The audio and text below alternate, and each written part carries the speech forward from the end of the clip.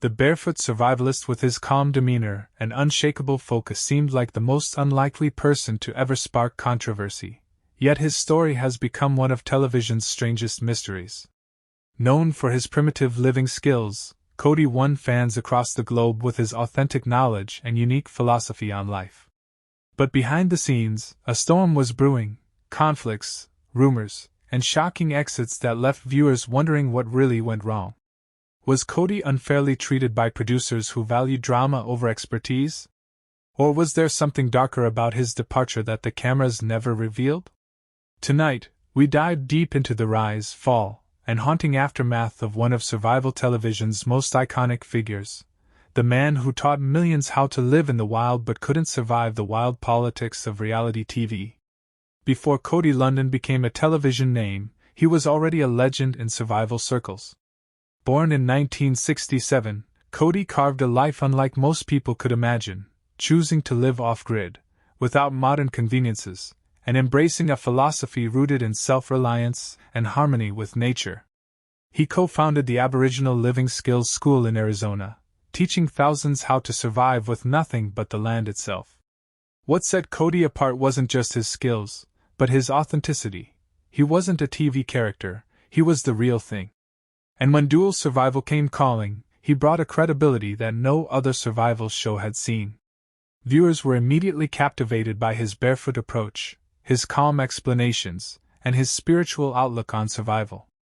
But even from the beginning, some insiders warned, Cody's refusal to compromise would clash with television's hunger for drama. When Dual Survival premiered on Discovery Channel in 2010, the concept was simple but brilliant: pair two survivalists with different approaches and see how they work together in life or death scenarios.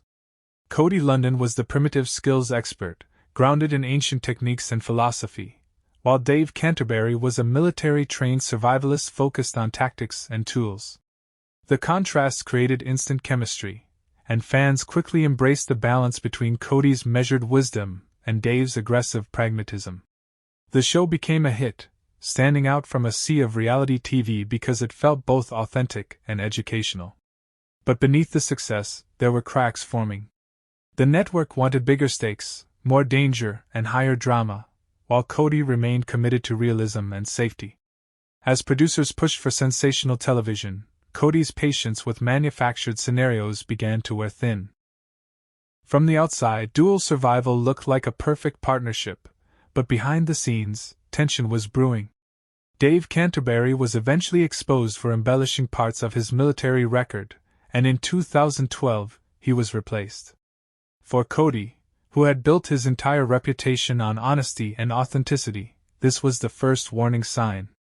If the show would bend the truth about one host's background, what else might they be willing to twist for the sake of ratings? Still, Cody remained, carrying the show's credibility on his shoulders while adjusting to new partners like Joe Teddy, a former Special Forces operative. Fans enjoyed the new dynamic, but something felt off. The chemistry wasn't as natural, and rumors circulated that Cody and Teddy often clashed. As the episodes grew more dramatic, Cody's discomfort grew more visible, sparking whispers that trouble was coming. Cody Lundin's calm presence on screen was not an act, it was his real philosophy on life. But as Dual Survival leaned further into entertainment, producers often exaggerated situations for drama, creating conflicts or pushing the hosts into riskier scenarios.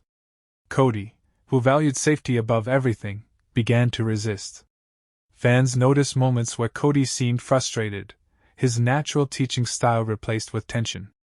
While Discovery tried to frame this as part of the show's appeal, insiders later revealed that Cody was deeply unhappy with the way events were being portrayed.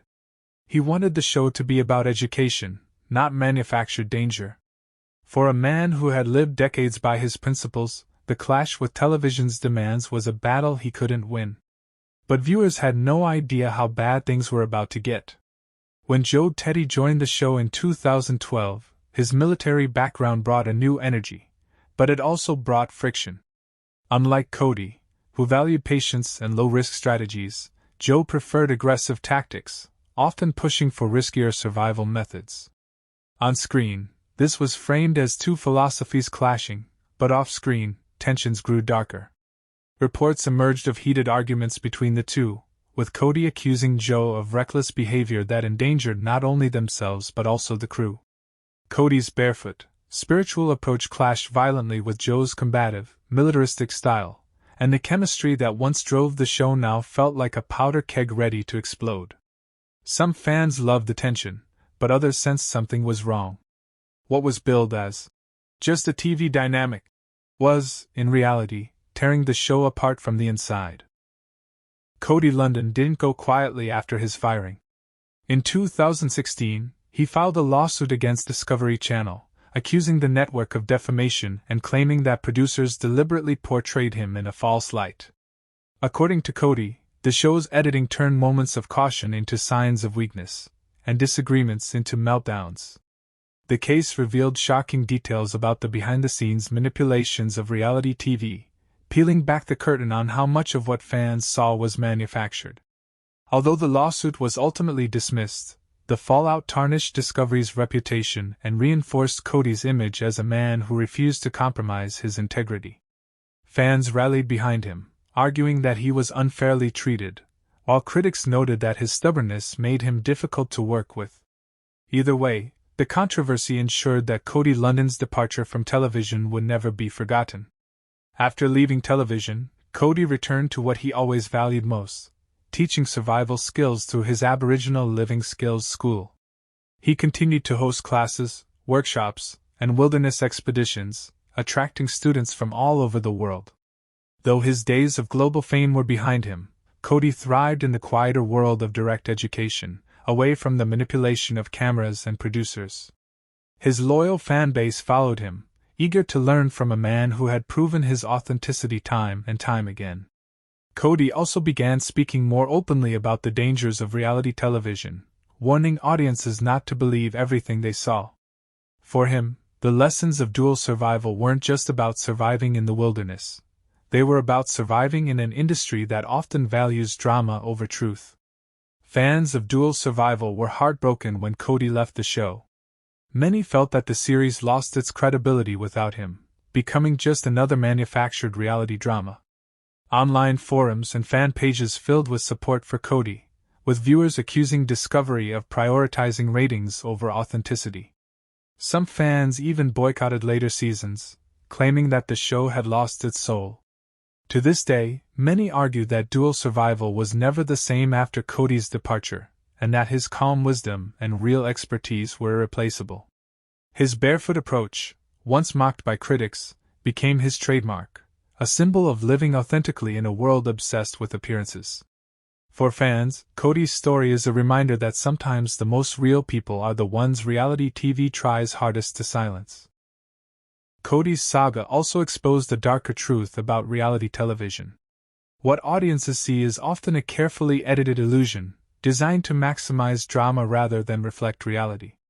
In Cody's case, his caution and expertise were reframed as fear or incompetence, painting him in a way that wasn't true.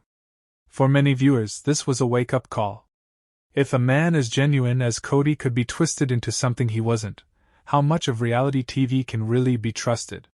The controversy surrounding dual survival became a case study in how far networks will go for ratings, even if it means tarnishing the reputations of the very people who give their shows legitimacy.